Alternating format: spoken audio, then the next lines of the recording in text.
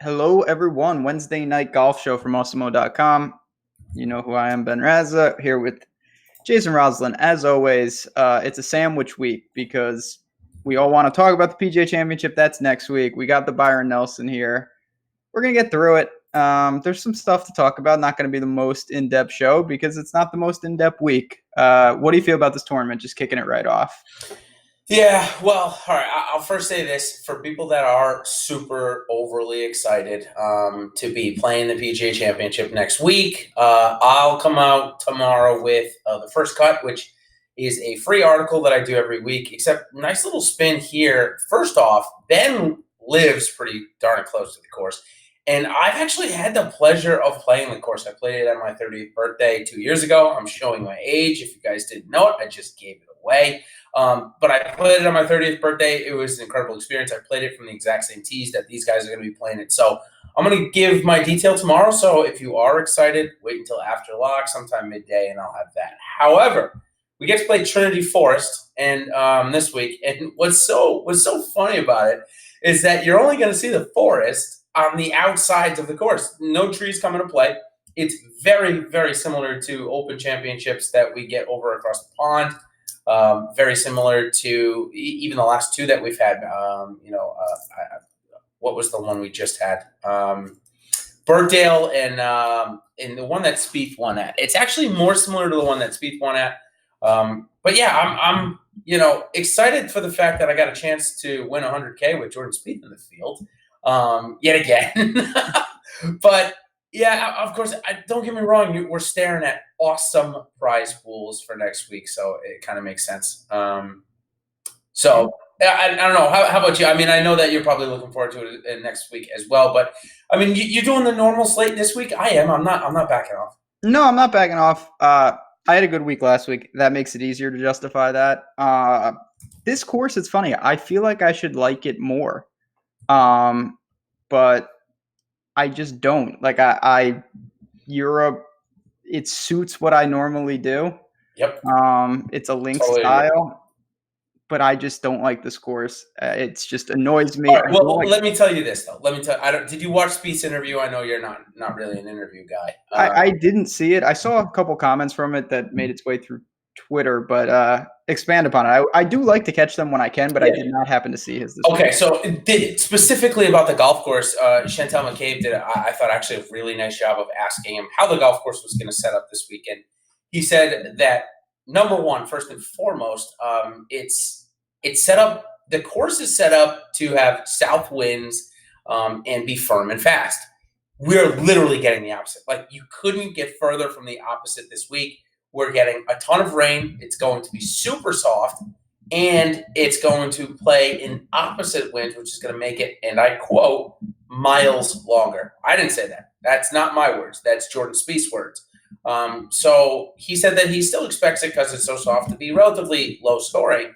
But he said we're not going to see 25 under. He said specifically, on the back nine on 15 where they're hitting wedge in, they're going to be hitting 6-iron in because of the winds that are going to be popping up. That's a huge difference. Par fives may play easier, Jordan said, but listen, par fives always play easy anyway.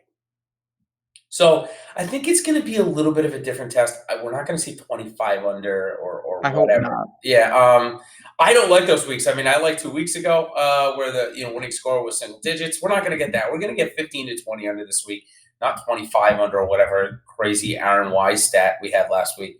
But it's a field where there's a lot of players that I like, so I'm excited about it. Obviously, the golf course next week, I'm in the tournament I'm more excited for. But I'm still getting amped for this week. I know that some people are taking the week off or looking the blind eye, and when you see Jordan Spieth at 10,800, what can you really do? Yeah, I mean, this is what we have to deal with. It's always tough because, when we'll kick it off right with Brooks, and you're like, oh my God, obviously he should destroy the field. But it's Brooks, and he's not immune to – he straight tunes up for majors. There's no doubt about it. Doesn't mean he doesn't want to win, but he's not going to be too worried if he doesn't play great this week or if he coasts to a 17th. He's more worried about being ready. And it throws a difficult variable to kind of quantify. So weeks like this, I think it's more wide open. I like that. We also have a little weather to deal with to add in another wrinkle. I'll just pass it right back to you. I'll say this. It looks like AM, PM has the advantage. Tomorrow, early seems really good to play. Friday doesn't seem like there's an edge anywhere. So if I wanted my guys, if I could pick, I would have them going out early tomorrow, late on Friday. Okay, that's exactly what I'm seeing. Now, my calculations, again, what are my calculations? I'm no expert, and who am I to say what it's actually going to happen? But it looks like 5 miles per hour sustained will be the difference on the waves. I think we're talking about a half a stroke there. So is it going to matter for the winners on Sunday? No, likely not. Will it matter for the guys getting through the cut? Yeah, it actually might matter a little bit through the cut. So if you're looking down in that 7,500 and below range, and you have a guy that's going in the AM PM versus a guy going in the PM AM, I would lean AM PM in this sense, but it's not going to deter me from who I'm playing in the top. I think we'll certainly start off right away there. It doesn't look like we have too much rain in the forecast, maybe a little bit, but it looks like most of that kind of came and went. So I don't know. I guess for me, you and I have talked about this a lot, and I overplayed it a couple of weeks ago. I think I played it actually pretty well at Euro, but this golf course isn't hard. So even if the winds are pretty significant, there's nowhere really the ball can blow to, unlike what we saw kind of in that Euro week, where obviously it's just a really tough golf course. So yeah, well, how are you playing it this week? It's obviously something I'm taking into account a little. But I'm not going to, again, I've really tried to make an effort because I think I overreact like a lot of people. You see it and you start moving things and it's a domino effect and you end up with exposures and you're like, I didn't even want what happened when there's a small, a 0.4 edge or something that's not significant. So I'm not trying to overreact to it. I'll say this. Obviously in Showdown, it's a given. You don't want to be messing around. I think it's unwise to take stabs at later guys tomorrow. But on the full slate, I'm not moving off guys just because of the weather. If it's if it's a tiebreaker, of course, I'll probably err to the AM guy, but not going to overhaul my player pool.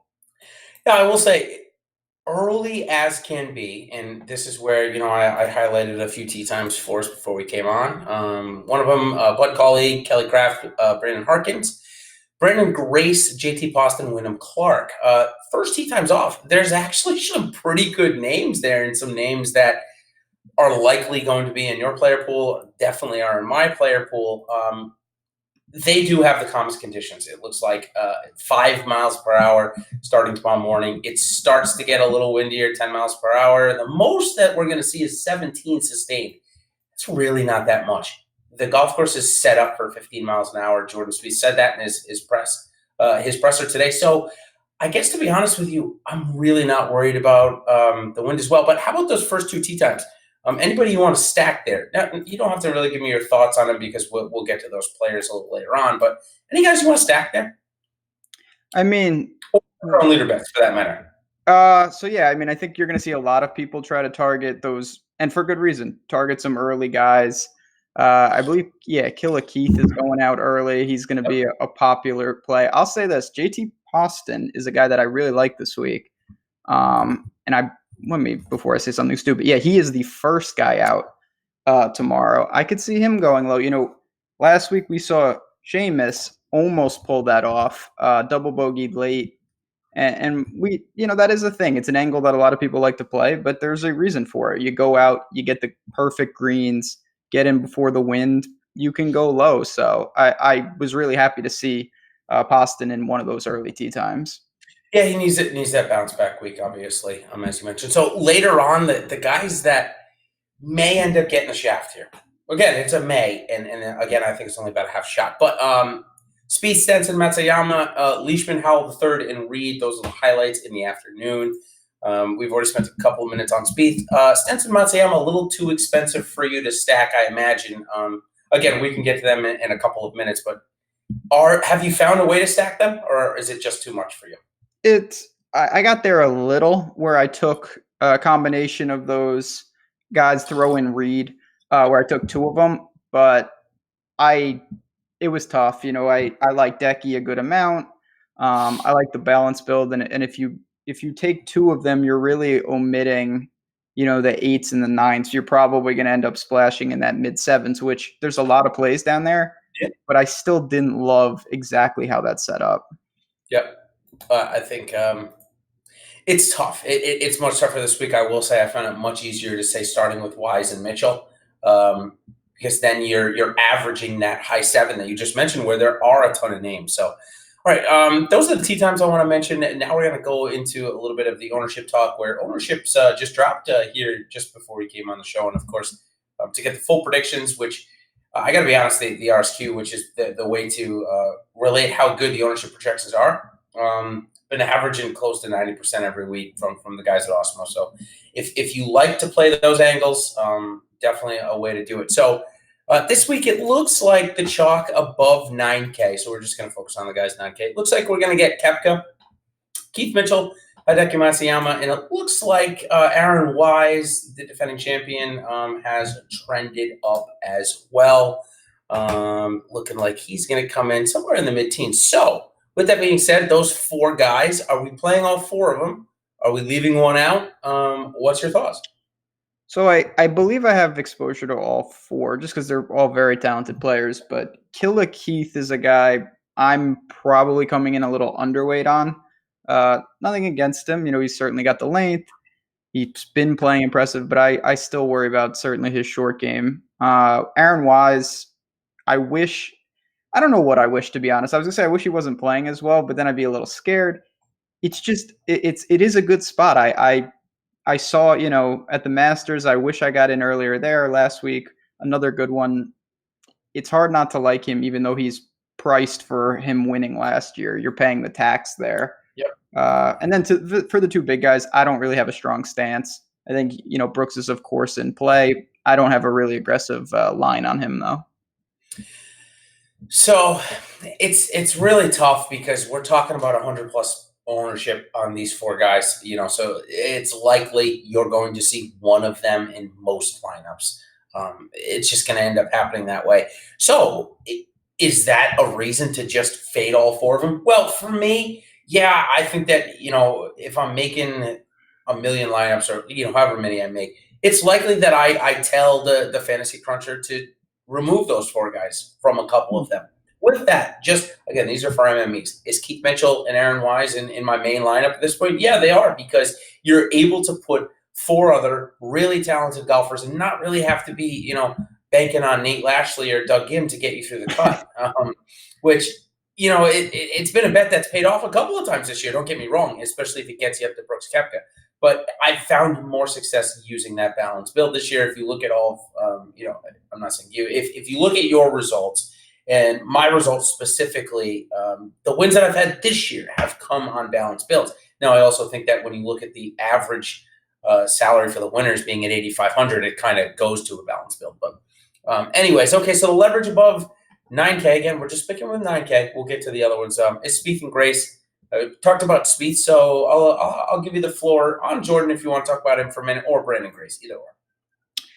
Grace is interesting. I saw what I think a lot of people are going to see in terms of there's an opportunity there ownership-wise, and I didn't really take it. Not going to lie. So maybe that burns me, but I have a little Grace not there. Spieth to me was pretty simple. I'm using him in large field tournaments because I still think that it's Jordan Spieth, and at some point it'll turn. I'm not there anymore in high stakes stuff. I can't chase it any longer, but we know obviously it's a home game for him, and we'll see. Patrick Reed's the guy I got leverage on. I liked him, sub 10K. Not going to be super popular, not going to be low owned either, but he's someone I really think is a nice starting point this week. Yeah, and he kind of falls into a bucket of players that I'll we'll bring up here in just a little bit. Yeah, got him at 11.5%, so that's totally makes sense. So moving on to the chalk in the 8K range, got a kind of a group of guys. In this guy is going to be the highest owned. It looks like he could be the highest owned by 4, 5, 6%. Not just on Osmo, but other sites I've seen him as well. And that's Rafa Cabrera Bello. Look, I get it. I mean, he's made 20 of 22 cuts or something crazy, and most of those have been good finishes. I'm just not there. Like I'm just not playing him. 25%, a quarter of the field. I got to take my stance somewhere, and for me, this is it. How about you? Is the ownership scaring you like it is me, or are you playing him? Definitely scares me. I am playing him. But I'm coming in underweight, so I have a mitigated stance where if he plays awful, I'll lose some lineups, but I'll be ahead of the field. I make enough lineups where I can make some nuanced things. It's Yep. not all or nothing, which is nice. Uh, but I'm with you. It's a combination of I think there's a little more risk than people are indicating, and there's an opportunity cost. There's other guys in the 8K range, whether you want to talk about CH3. There's a batch of Euros. I know RCB is also Spaniard, but you got, guys like Peters, guys like Biergaard. I think you can mix and match with those types and possibly get away from a massive ownership stance. Definitely. That's the exact stance that I'm taking. Charles Howell III, speaking of chalk, is also looking like he's going to be around 20%. I think we've seen the best of Charles Howell's form of the year. I'm transitioning. I'd much rather play. I know it sounds kind of weird, but I would much rather play Lucas Beauregard right now than Charles Howell. I think we've seen Charles Howell kind of peak for a little while, and I think that Beauregard's still got a little bit more in the tank. What about Piercy? So Piercy's another one that he's coming in a little bit higher than I expected. Here on Osmo, we've got him on about the 8th highest owned guy. So I've looped him in along with Ryan Moore and Russell Knox, who are also both going to be over 15%, or at least right around there. Of course, some of these are going to vary, but I thought to myself, out of those 5 guys, I can probably play 2, maybe 3. And the 2 that I got to first were Piercy and Knox. And then I think Ryan Moore is going to sneak in there. So that kind of tells you where I am on those guys. Fair enough. Yeah, it's a pretty wide open range. There's a lot of unknown. Peters to me is always intriguing. It's just he's next. He's next on our list, and you kind of made notion that it's a bunch of Euro guys that we're going to get leverage on or can have the ability. Alex Noren, Thomas Peters, Thorbjorn, and Lucas Beauregard. So yeah, let's talk about Thomas Peters for just a couple of minutes. I think he's a favorite of most of the people in the industry just because of his egregious anger on the golf course and breaking golf clubs. But why don't you tell people who may not know about him just a little about the guy? Yeah, talent's through the roof. He's just, it hasn't panned out. I thought this guy would be a staple of the PGA Tour. Hasn't happened. I don't know where he's been, honestly. He hasn't been playing that much. He's found a little form here and there, and this is a course I think could suit him. He can be aggressive. Maybe he can avoid some of the spraying because it's pretty generous off the tee. He's an elite scorer, and he is a guy that he's competed in strong fields, major fields. So I don't worry about that stuff. It's more just he's always going to bring that risk reward.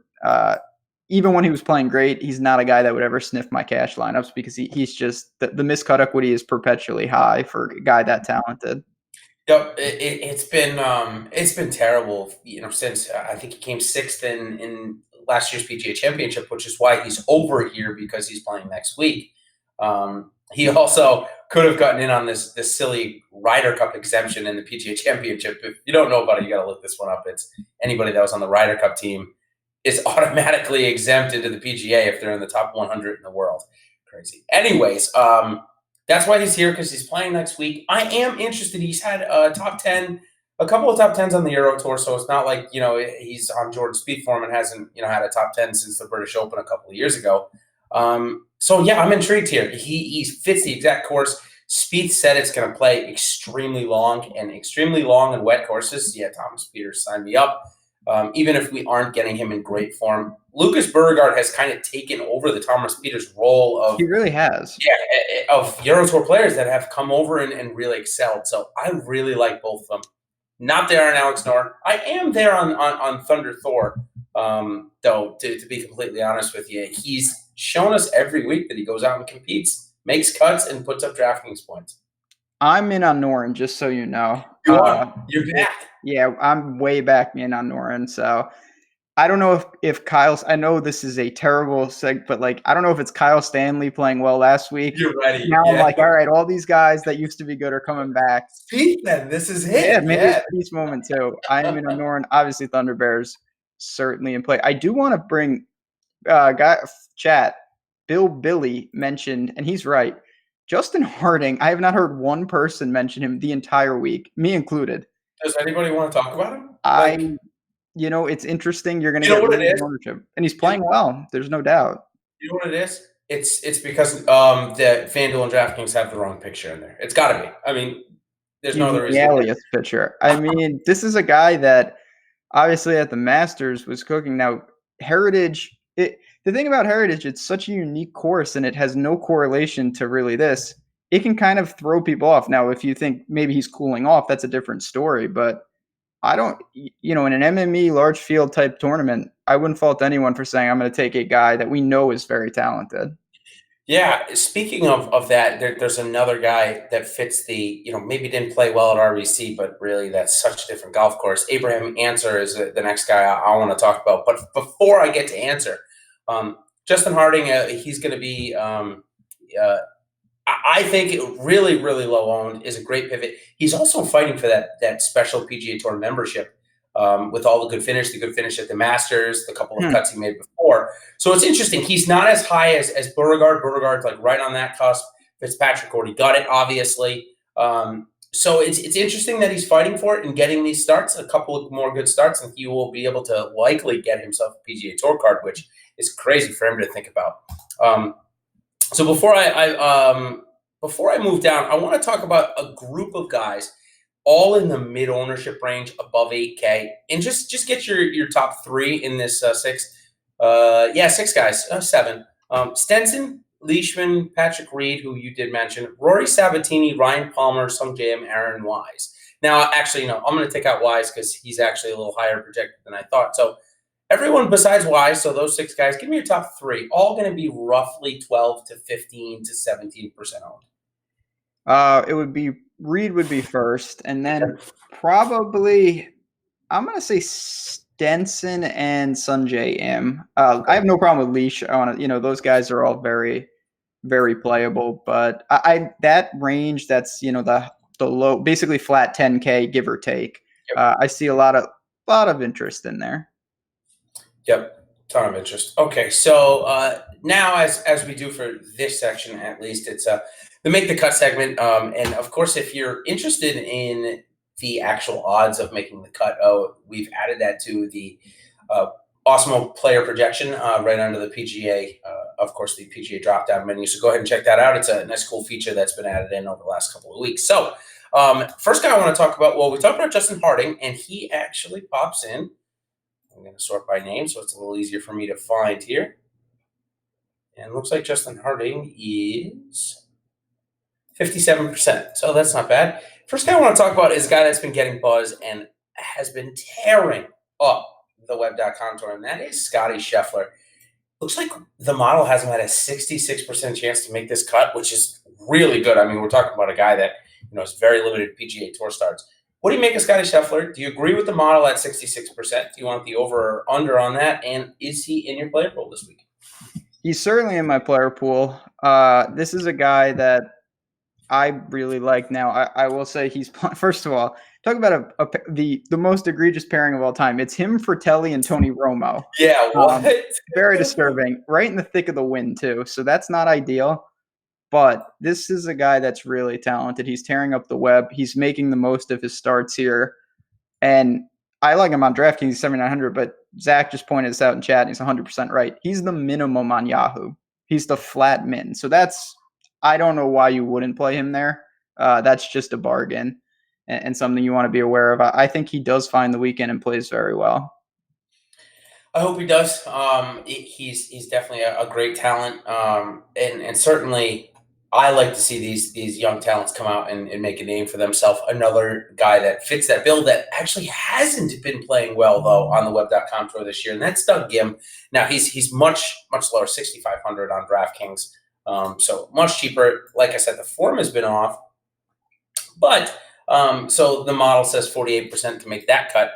How about you? Are you saying that the form for Doug Gim is just going to prevent him from playing the weekend, or is he just having a hard time getting up for Web.com Tour starts? Because we've seen him compete this year. There's no doubt there's talent there, but I am a little concerned. It's a guy that I'm going to let other people maybe try to guess where he's at, and I'm staying away. Yeah, it's a tough one. 6,500. I'm probably going to play him a little bit. So back up to the I'll call it top of this range. Guy that flashed form last week that you and I both thought we weren't going to see again for a year, maybe longer. With a ruptured Achilles tendon, and he's back. Patty Perez. Weird. I'm just confused about that whole situation. I don't understand. Obviously, he didn't rupture an Achilles, but there was something wrong. I'm not there again, and it's just an opportunity cost kind of thing. You know, he was impressive, but he is in a range. I'm just going to read off names that are near him. Seamus, Mullinax, Anser, Tway, Lee, Berger, Fratelli, Matt Jones. I literally prefer every one of those guys over him. Yeah, I do. I agree. I'm not going to lie. So it's tough. It is tough. I'm very confused at what's going on with him because a ruptured Achilles tendon is a pretty serious injury for a golfer. And then it just became a calf issue. I don't know. It seems real fishy to me. And you know what? If he's super healthy, then yeah, he might be able to come out and compete against this field. I'm not going to lie to you. So for that reason, he's in the player pool for me this week. I have a lot of these guys in my player pool, though. One of the guys that I have in it is Jimmy Walker. I think that he's had 3 straight good starts. Actually, 4 straight pretty good starts. Wells Fargo, which is probably the worst course fit for him out of all of them. You know, he ended up making the cut still. His 4th straight made cut in the last 6 weeks. So I'm in on Jimmy Walker, Texas guy. I believe he had a pretty good finish here last year. Definitely possesses length off the tee. How about you? Did you get there? Yeah, he was 6th last year here. His big problem is spraying, and this course really, there's no trees. You really have to do something stupid to get in trouble. So I could see that. Again, it's that same problem for me. There's a lot of guys I like in that range. He's towards the back of it, but if I make enough teams, he'll be in some. He's a flyer for sure. Yeah, 61% to make the cut, so not bad. You know, higher than some of the other guys we've talked about. So next guy that I'm high on, but I'm not the only guy high on. 60% to make the cut. It's like a little bit maybe lower owned than maybe I had first expected, and it is Trey Mullinax, who is coming at about 15%. I thought maybe he'd trend a little closer to 20, but not bad. He's I'm actually going to loop him right in with Dylan Fratelli because he's also projected at 15%.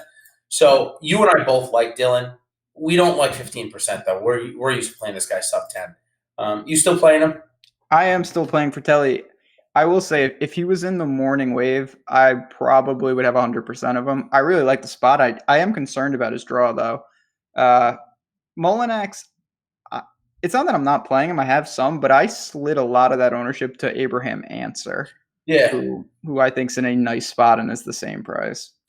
Literally the next guy on the list that I sent you over before, so that's perfect segue. I like him too. You and I have been on him all year, and RBC is not that good of a golf course for him. And no, it showed.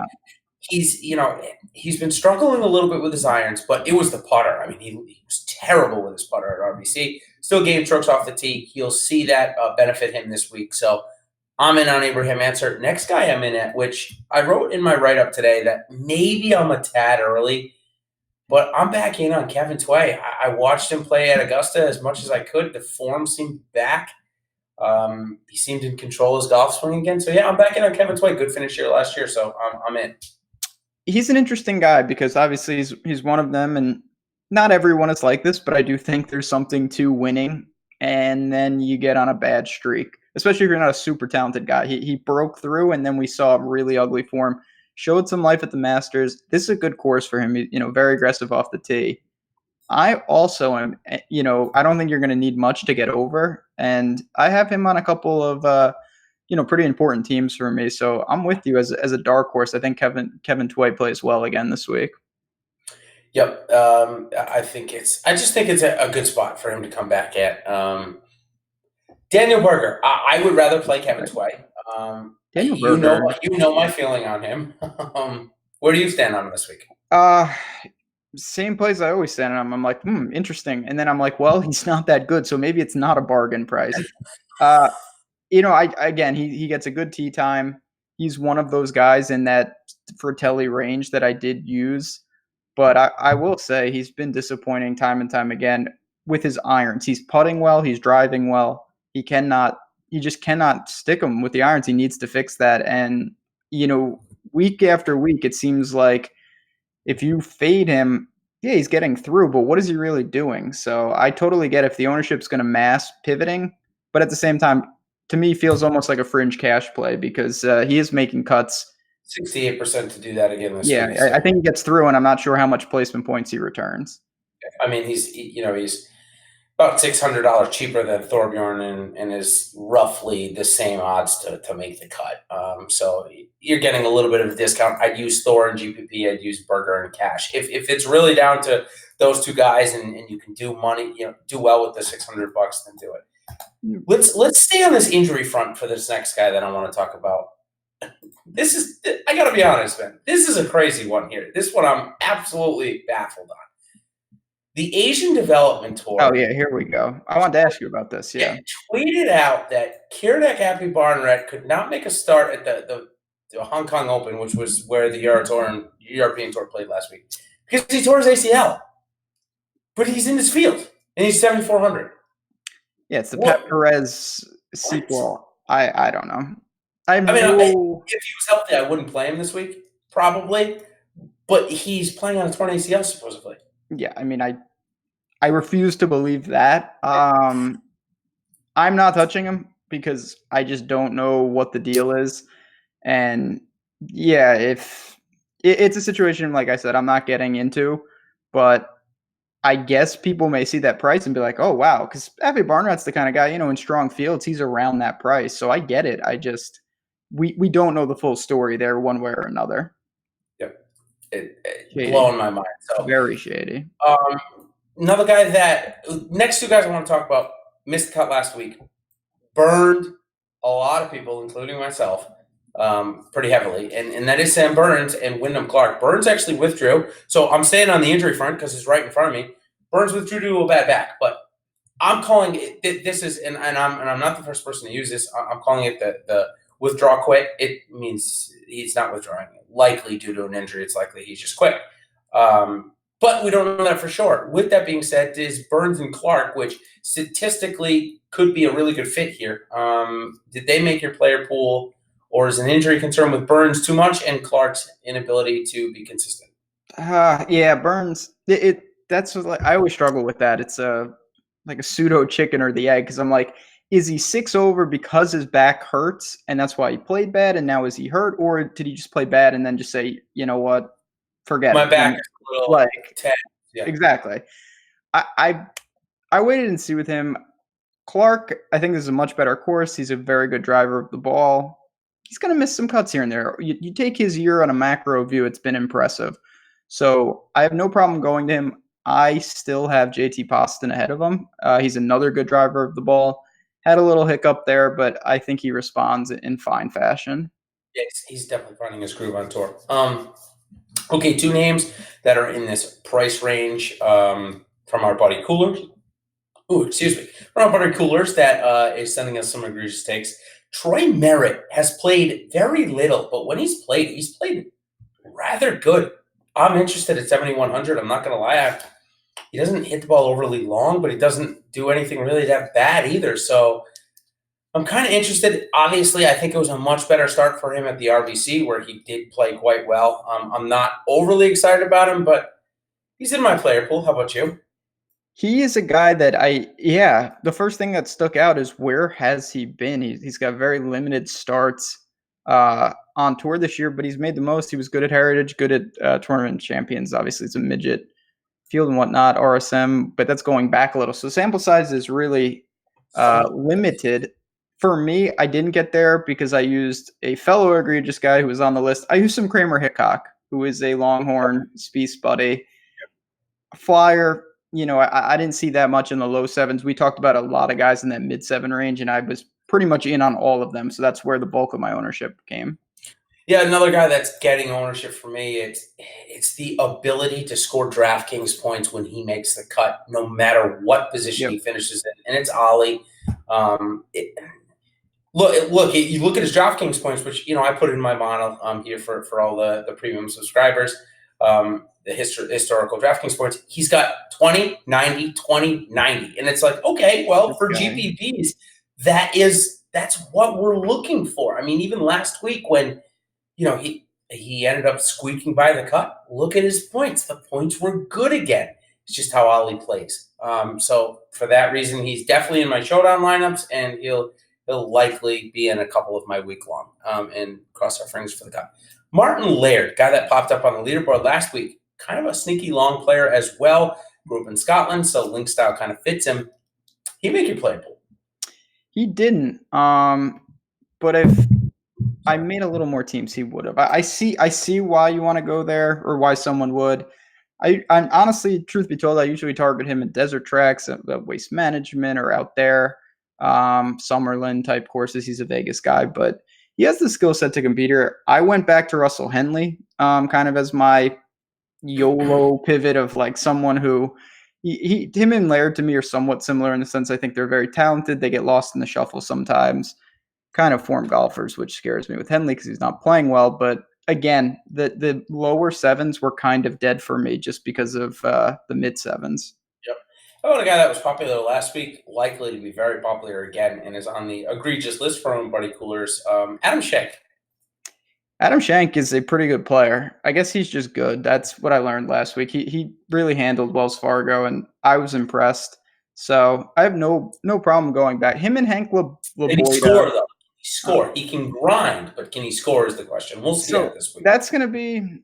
Because if I remember correctly, he squeaked through that scoring event, right? That he was super chalk at. And then he ended up playing well on the weekend, but I think I remember him struggling to get through the cut, if I'm not mistaken. You remember that tournament that he was massive chalk? He was either Dominican or Puerto Rico. Yeah, I think it was. I want to say it was Corrales. Yeah. But this guy, just looking over his year, it has been pretty impressive. He's grabbing a share of top 20s. He's had a top 10. What was that? Valero? Yeah, Valero. Playing good golf, and you're getting limited options down here. Sean Stefani's a guy maybe you could look to. Really good with the irons last week, but honestly, Schenk is just more consistent than almost anyone down here. So I get why you'd be drawn to him. For sure.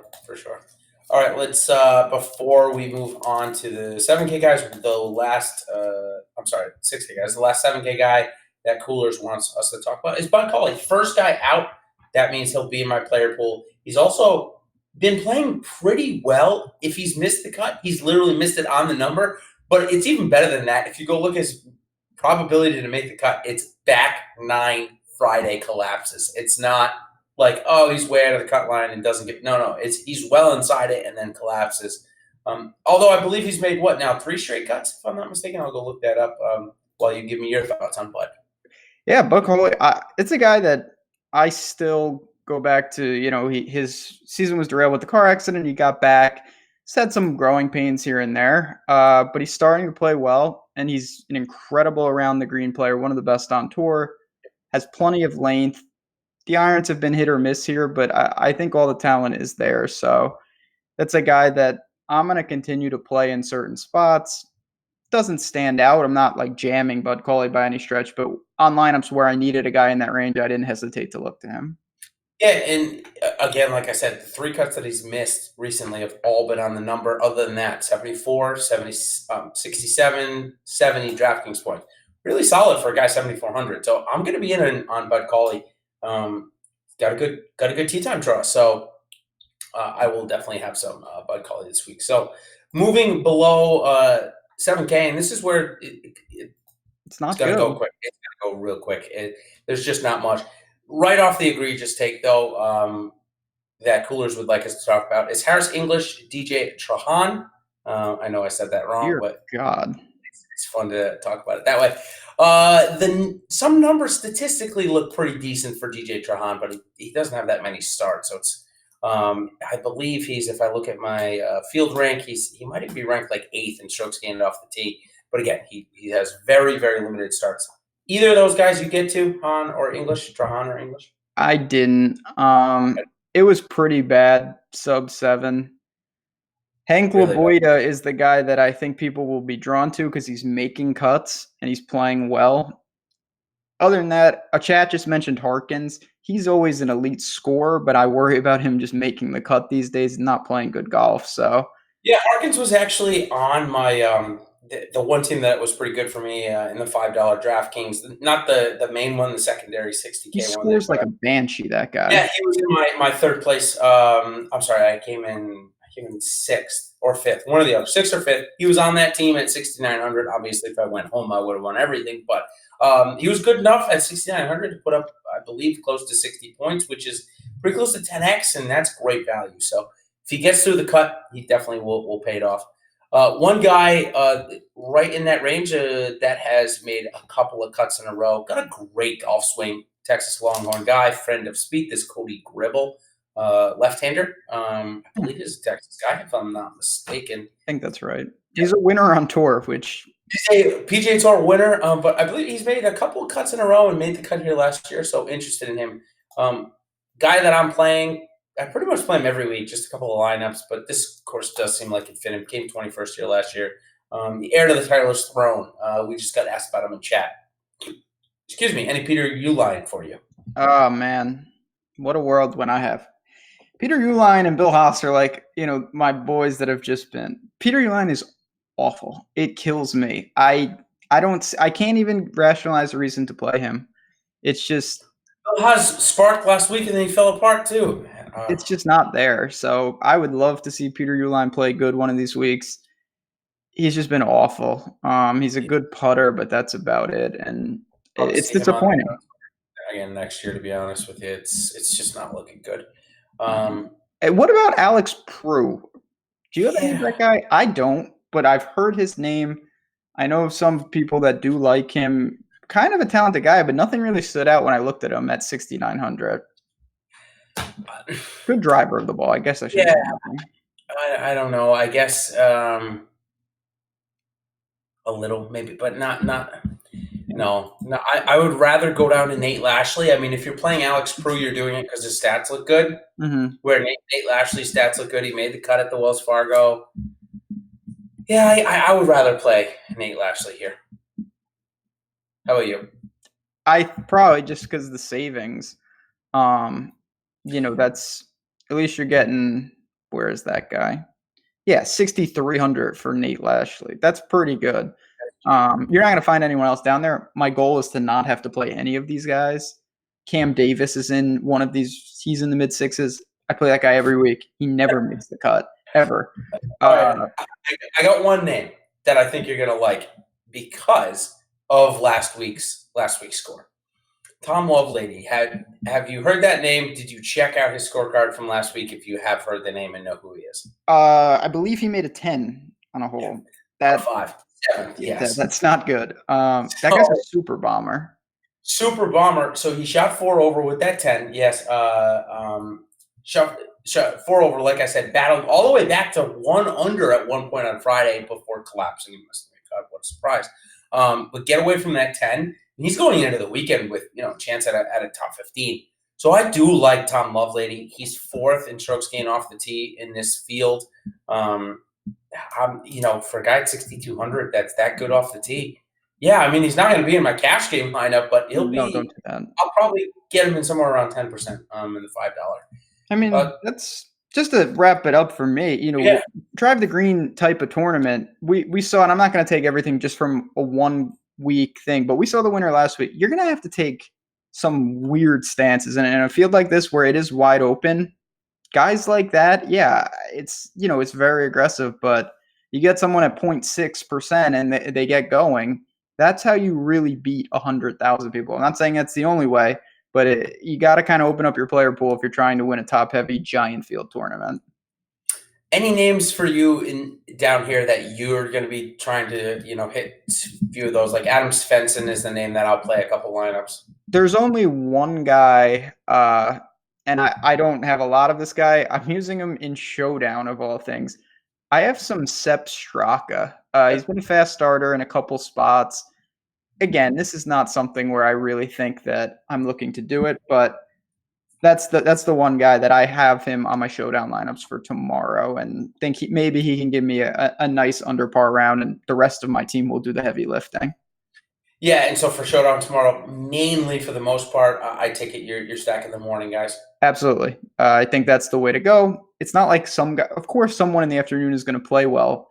I just think why give yourself more problems? Just take the guys in better conditions. You have plenty of people to choose from, and let other people try to guess where the wind is going to be. Yep, I definitely agree there. So let's end it. Like we said, this is going to be a short one. The amount of players that actually we want to talk about are very small this week. We're going to start the content for the PGA Championship tomorrow. I'm sure we'll be running a special at some point in the next week for people that are not signed up. You get just so much content when you join on our side. I run a model. Ben and I are coming out with content daily. And it doesn't just stop with, of course, the content here. We do showdown content as well throughout the week. There'll be massive prize pools, I'm sure, next week. People love this stuff, and especially for the majors. So some really good stuff coming up. If you haven't already, liked the post, so we make sure this video, so we make sure that you enjoy this stuff. If you don't like it, go ahead and put don't like, I guess. But that's it's not really going to show us much. What are you it's doing? Probably just going to be more of somebody hating like this little freckle that I have or something. People like no respect. Yeah. Anything? How about you though? Any parting words before we give our final takes? We'll do our final takes. Yeah, we have to give a hot take. No, I mean, like I said, PGA, it's a grind. It has been, I think, actually an interesting thing to talk about real quick for me personally.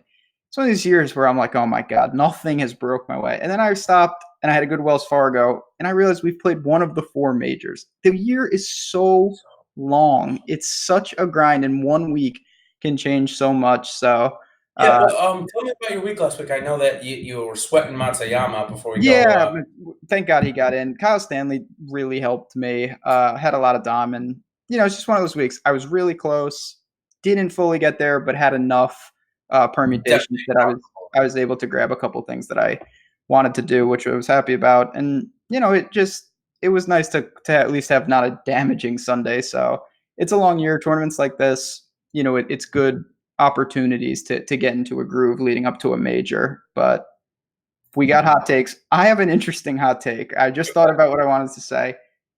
I'm going to say that the winner of this tournament is a Swede. Is a Swede, so that's Stenson, Noren, Jonas Blix, maybe. Your money on Jonas Blix, folks. Stenson's approach game has been insane lately, so I'm not gonna lie, I could definitely see that. Noren, don't sleep on Noren. Watch, back from the dead after the worst string of 2019 I've ever seen. Can you just tell me Sungjae Im's tee time by any chance, real quick? If not, I'll sure. look on my phone. Is tee time? She is playing in the morning at 8:10. 8:10 a.m. All right. I was thinking that's the thought I was going to is Sungjae Im first round leader as my hot take. Okay. It's not that great because it's only 30-1 on the betting market, so it's honestly not. That's good though. That could happen. We don't need to, like I said, we don't always need to go Dante's Peak Inferno. Like once in a while, we want to give something with a fighting chance. So I like that. I think that's just he's set up for playing pretty good right now. So yeah, that's what I'm going to go with for my hot take for this week. Like it. Yeah, again, I'll be coming out with the first cut tomorrow. I'm sure Ben will be talking about it with Jordan on Friday. Definitely. And again, make sure if you're playing the showdown, make sure you're giving yourself the best chance to win. I think Ben brought up a good point. We know that the weather is going to be better for the certain waves. Half a shot matters so much more in showdown than it does for the week long. So those are my parting words. Ben, I'll let you send us off. Yeah, I think, like I said, let's have fun this week. See if we can get in a groove. Obviously, next week's going to be, full ready to roll with the PGA on deck. So good luck, everyone. Enjoy it. Hit us up on Twitter if you have any questions, and we hope to see you in Slack for the PGA. Great time to join. Take care.